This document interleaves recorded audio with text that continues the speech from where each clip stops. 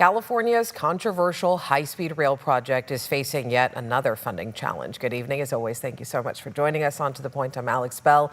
A new report is raising questions on how the state will secure more money, as a shortened version of the project is now expected to run out of funding by December 2027. ABC 10's Jeannie Nguyen breaks down a new report and the response from both sides of the aisle. It's no secret Republicans have labeled this project a major failure, and now a new report from the Office of Inspector General is adding fuel to that fire. Even so, Democratic leaders remain optimistic about the project's future. I'm not surprised that it looks like we're going to run out of money by the end of 2027. They don't have a reliable funding source.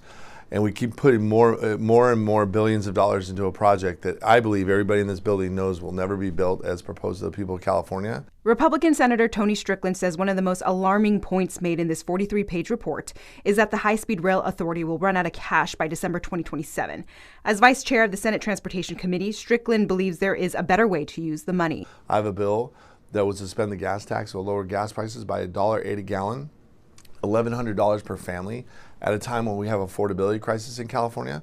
Or we could shift a lot of that funds for this one project, and we have shovel-ready projects across the state of California that would be better for the people of California than continue to waste billions of dollars. The report also highlights the authority's reduced version of the Merced to Bakersfield corridor, which would save a little more than $1 billion. But the Inspector General's office says that doesn't make the project more cost-effective. The plan shortens the route by 9 miles, moves the Merced station away from downtown, and would initially end at a temporary station north of Bakersfield. Work is being pushed to a later date. The authority's reduced scope plan is estimated at about $35.7 billion, and the Inspector General warns that price could be even higher.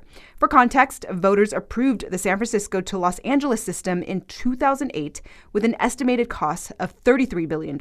Republican candidate for governor Steve Hilton spoke outside the Capitol Tuesday about cutting the project and instead reduce taxes. First 150 grand tax-free, and we're going to do that by eliminating waste from our budget. And today we are laying out the first steps in doing that. Number one, canceling high-speed rail. ABC 10 tried asking Democratic Senator Dave Cortese, chair of the Senate Transportation Committee, for an interview about the new Inspector General report. He refused to speak, saying he hasn't had time to look at it, but will comment once he does.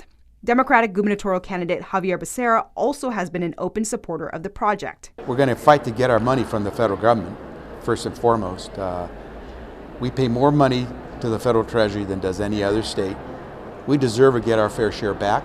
Our taxpayers should not be ripped off the way the Trump administration is doing. Becerra acknowledged the project's current issues, adding that change will happen if he's elected governor. We cannot run high-speed rail construction the way it's been done.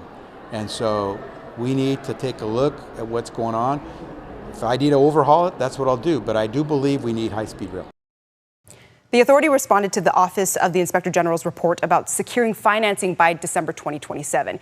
It is considering financing options to keep the Merced to Bakersfield project on schedule and will provide more updates on funding option in its 2027 project update. In a statement to ABC 10, a spokesperson says, in part, it values constructive oversight, adding that it's moving into its track-laying phase and making progress through collaboration with the private sector.